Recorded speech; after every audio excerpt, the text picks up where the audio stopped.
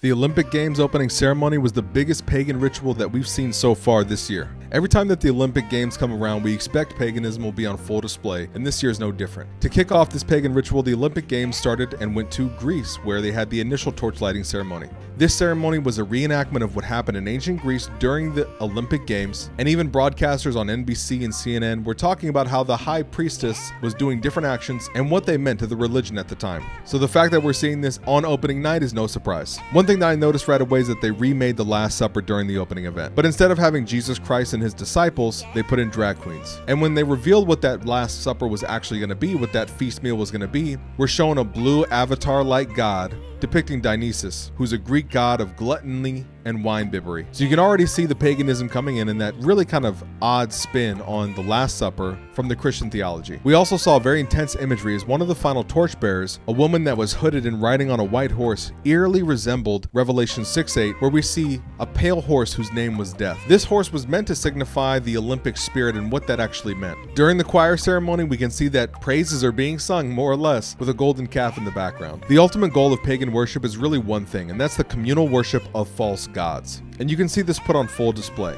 Even as recently as 2022 at the Commonwealth Games in England, we saw full-on Baal worship front and center right at the middle of it. And yet many people will dismiss it or say that it's not there or say that it's a form of expression and not really false worship. In 2 Timothy 3:2 we read this: "People will be lovers of themselves, lovers of money, boastful, proud, abusive, disobedient to their parents, ungrateful, and unholy." This is what's talking about is going to happen at the end of time. We know that we're closer than ever to Jesus' soon return, and I'm excited about that, but we're going to continue to seeing these kinds of things, these pagan practices put on full display, where they're attempting to again gather that false worship and communal worship of the people around them. The goal is that the world will be united as one, and it's no surprise that even in the Olympics caption for one of their images, they say, "And the world will live as one." And one way to do that is to get communal worship of false gods for the entire world. And events like this really push that. But now more than ever, it's important that we draw close to Christ, keep our eyes on him, stay focused on him as we continue to light up Babylon. God bless.